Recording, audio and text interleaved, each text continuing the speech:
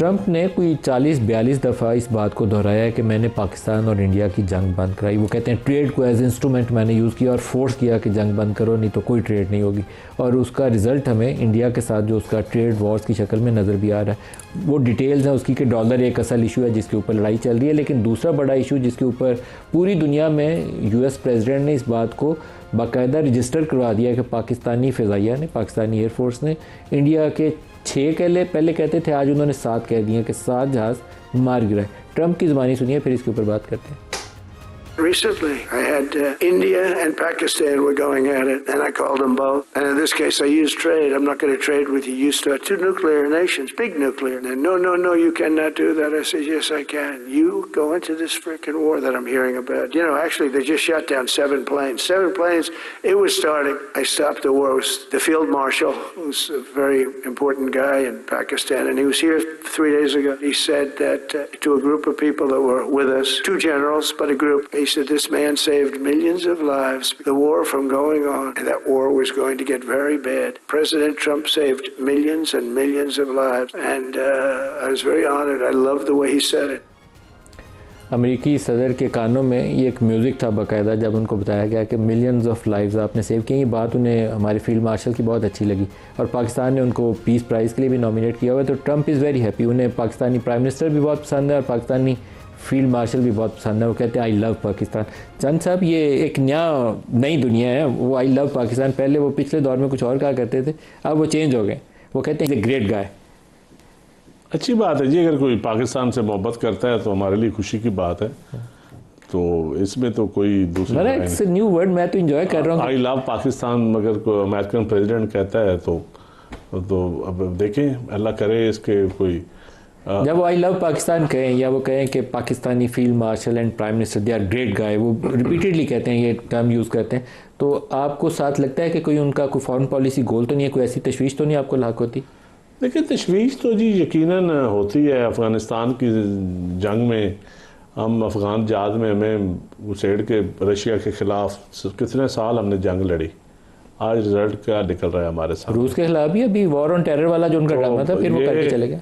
डर तो लगता है, कौमों को डरना भी चाहिए। और पॉलिसीज़ में समझता हूँ हमारे जो थिंक टैंक्स हैं, जो हमारी पॉलिसी मेकर हैं, उनको बड़ा गौर से और अपने साहब क्या करना चाहिए। वो बगराम एयरबेस भी अमेरिका मांगता है से, लेकिन ये इस इलाके के अंदर कुछ आएंगे, उनके गोल जाएंगे। नहीं भाई, ये बड़ा टेक्निकल से सवाल है, इस पर मैं बिल्कुल बहस ही नहीं करना चाहता। सच्ची मैं आपको बात बताऊँ, इसलिए नहीं करना चाहता कि जब तक ये पार्लियामान में या फॉरेन पॉलिसी की कोई स्टेटमेंट, क्लियर पॉलिसी ना आ जाए हमारी। अभी हमारी स्टेट की कोई क्लियर पॉलिसी नज़र नहीं आ रही। अब जो सऊदी अरेबिया का इम्पैक्ट हुआ है, जो अभी ये जो हो रहा है, इसके बाद अभी जब पार्लियामान में या पॉलिटिकल जमातों के सामने कुछ चीज़ रखेंगे तो फिर उसके ऊपर डिबेट होगी।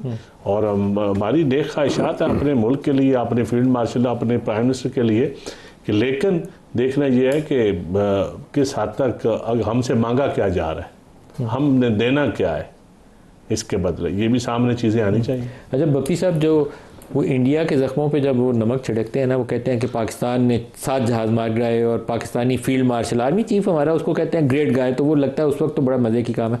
लेकिन वो दूसरा जो फॉरेन पॉलिसी गोल वाली उनकी अमेरिका की एक टिपिकल अप्रोच होती है, वो कहते हैं कि मुझसे ये ले रहे हो तो मुझे दे क्या रहे हो। उसके ऊपर मेरे ख्याल में कुछ इन हाउस थिंकिंग होनी चाहिए। मलिक साहब, ये जो नया वर्ड ऑर्डर है, it's a new Trump world, ठीक है, it's good to be on his side, ये बड़ा ज़बरदस्त है। बट अल्टीमेटली हम एक इतनी बड़ी इकॉनमी नहीं है कि शायद उसका बोझ ना उठा सके। हमारे क्रिटिकल इशूज़ है।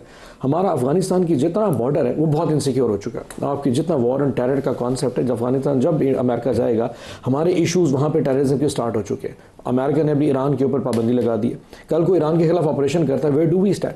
अफगानिस्तान और ईरान का इशू ऐसा है कि कहीं हम ओवर प्ले ना हो जाए। जो मैंने पहले हाफ में भी आपको कहा था, हम अपने मसल के हिसाब से चलें। आज बहुत सारी चीज़ें अच्छी लग रही हैं और यकीन करें मैं फ़ख्र से कह सकता हूँ this is very good, but ultimately ये ना हो कि इस फॉरेन पॉलिसी में किसी ऐसे हॉटस्पॉट पे खड़ा हो जाए कि जहाँ पे शायद वो वजन ना उठा सके और फिर वहाँ से यूटर्न लेना पड़ जाएगा। That will be detrimental. वो जो बुश कहता था ना, विद अस और अगेंस्ट अस, वो वाली सिचुएशन। आपको 2019 में हमें कहा गया कि आपने इसराइल को कबूल करना है। आपको शायद याद है, बाजवा साहब ने कहा था, इमरान खान साहब ने बड़ा क्लैरिटी से कहा था डेफिनेटली नॉट, और प्रेशर हम पे भी था क्योंकि बड़ा साउंड अच्छा कर रहा था कि ये करेंगे, अमेरिका बड़ा खुश हो जाएगा।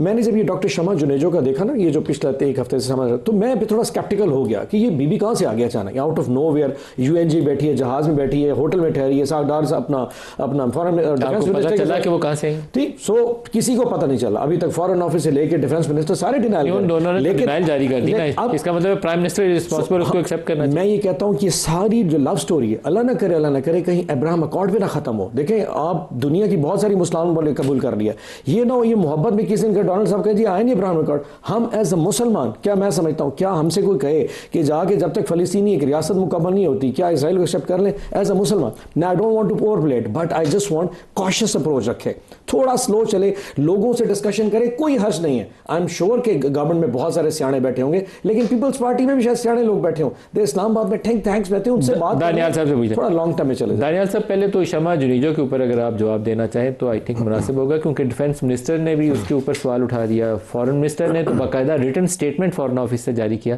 कि उस डेलीगेशन की जो लिस्ट थी वो मैंने साइन की थी और उसमें ये शामिल नहीं थी। तो वो खातून वहाँ पहुँची कैसे? कुछ आपको अब तो पहेली हल करने में कुछ मदद मिली होगी? नहीं, मुझे नहीं, I am not sure about it जी। और मुझे, क्योंकि I was travelling myself, तो I can't have much statement on it. लेकिन जहाँ तक ये कॉन्स्पिरेसी की जा रही है, कॉन्स्पिरेटर्स का काम ही होता है कॉन्स्पिरेसी और बातें करना। She has no relevance, what the relevance is कि हमने अचीव क्या किया है, हमारे गोल्स। कॉन्स्पिरेसी क्या थी सर? उस खातून को अंदर कैसे किया गया? ये कॉन्स्पिरेसी थी? नहीं, कॉन्स्पिरेसी के क्या है, किस तरह है, क्या अब्राहम कॉर्ड है, क्या करवाना चाह रही है, कौन किसके साथ है, इजराइल का क्या है, ये तमाम बातें जो हैं ये कॉन्स्पिरेटर्स करते हैं और वो करते रहेंगे। हदफ और गोल ये था कि आपने उस पीस मिशन पे जिस पे गए हैं उसको आपने एड्रेस करवाना है। वो पीस मिशन एड्रेस हुआ है और पाकिस्तान इसमें एक अच्छा प्लेयर, मुस्बत प्लेयर होकर निकला है। और जो पाकिस्तान का रोल है वो आपने अमेरिकन जो प्रेसिडेंट हैं उनके मुंह भी सुना और आपने वैसे भी देखा।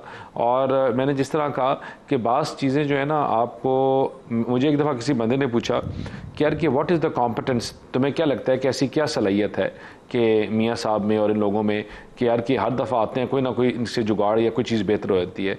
तो मैंने कहा इनके माथे की लकीर, अल्लाह ताला जो है ना इंसान को वसीला बनाता है और रब के फ़ैसले होते हैं और हम लोग जो होते हैं वसीला बनाते हैं।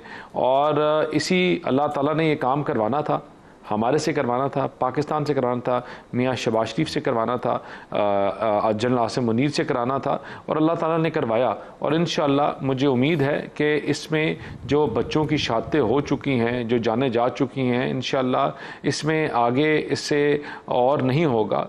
और पाकिस्तान का भी जो इज़्ज़त है, साख्त है, वो इस रीजन में भी बेहतर होगी, दुनिया में भी बेहतर होगी। पाकिस्तान जिसके ऊपर कभी दहशतगर्दी का तोहमत लगाई कि हम उसको हार्वेस्ट करते हैं, कभी क्या लगी, हम सबसे बड़े अफेक्टीज़ हैं इस पूरी वॉर ऑन टेरर में। पाकिस्तान ने सबसे ज़्यादा जानें दी हैं। जब ये दुनिया को दहशतगर्दी का मतलब शायद इतना पता नहीं था, तब हमारे हर साल 9 से 10 हज़ार लोग सिविलियन शहीद हो रहे थे उस जंग में जिसमें हमारा कोई हिस्सा नहीं था, मतलब जिसमें हमारा कोई किरदार नहीं था, लेकिन we were dragged into it. और पाकिस्तान ने इसके रिपरकशंस फेस किए, हमने उस दहशतगर्दी को एड्रेस किया और आज भी कर रहे हैं। जब पार्लियामान में खड़े होकर उन दहशतगर्दों के हक में नारे लगाए जाते हैं, इस बात की है कि दोबारा वो टेररिज्म का जो स्पिल ओवर है उसके खोल, हम बॉर्डर के पार से दोबारा उसका कोई नया रास्ता ना खोल दें, ये बड़ा इंपॉर्टेंट है। क्योंकि अभी भी आपका सारा टेररिज्म अफगान रास्ते से पाकिस्तानी इलाकों में आता है। आज अभी BBC उर्दू ने खबर की हुई है, वो कहते हैं कि वो थर्मल उनके पास वो गन्स है, उसके साथ वो हमारे थानों को अटैक करते हैं। क्वाड कॉप्टर्स उन्होंने कल लेकर आए हैं, उन्होंने पूरी डॉक्यूमेंट्री आज अपनी वेबसाइट पर डाली है। दहशतगर्द क्वाड कॉप्टर्स लेकर आते हैं, नीचे उन्होंने बम लगाए हुए हैं और ऊपर से वो गिराते हैं, थानों के ऊपर हमला कर रहे हैं। नदीम मलिक साहब, सारा अफगान सॉइल इस्तेमाल हो रही है। अब नदीम मलिक साहब, वो स्पिल ओवर खुला हुआ है, वो स्पिल ओवर बंद नहीं हुआ।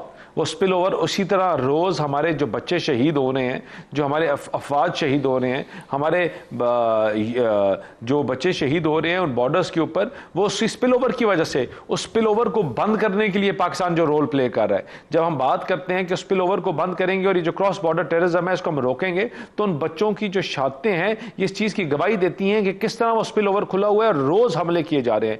जब हम ऑपरेशन और चीज़ों को स्वीपिंग करने की बात करते हैं तो हम इसीलिए करते हैं कि उन लोगों को जिनको इनकी जमात ने इन्फिल्ट्रेट किया, यहाँ आके बैठाया, उस जगह आकर आज वही हमारे बच्चों के ऊपर हमला कर रहे हैं, हमारे लोगों पर हमला कर रहे हैं और वहाँ अमेरिकी भी जिम्मेदार है, सारा असला छोड़ के वहाँ चले गए हैं और भुगत हम रहे हैं।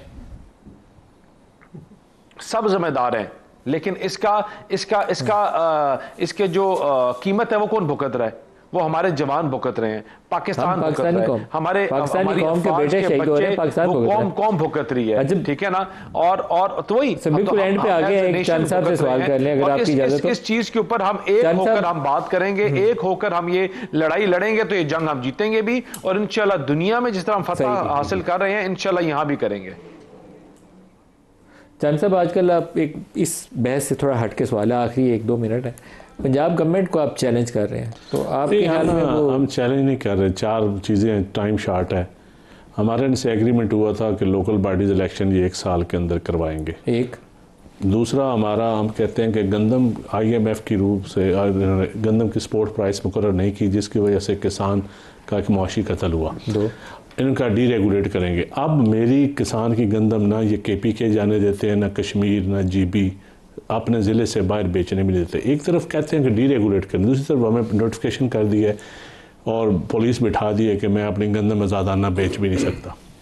तीसरा है हमारा, अब क्रशिंग सीज़न शुरू होने वाला है गन्ने का, और चीनी इंपोर्ट करना शुरू कर दी। वो क्यों? आज न्यूज़ में ताब हैदर की रिपोर्ट पढ़ लें, आज जंग में खबर थी 10 लाख। चौथा है कि सैलाबज़दा इलाकों में कैश ट्रांसफ़र, हमारा ये मौक़िफ़ था। बिलावल साहब आए, उन्होंने मरीम साहबा की तारीफ़ की कसूर में जाके कि आप अच्छा काम कर रही हैं, लेकिन फ़ौरन कैश ट्रांसफ़र करें। हाँ, बिस्प का डाटा ले लें, बेनज़ीर सपोर्ट प्रोग्राम का डाटा ले लें, या लोगों को पैसे दें, या अपना कोई तरीक़ाकार बना लें। गवर्नमेंट आपकी है, इदारा आपका है, वो नहीं कर रहे हैं।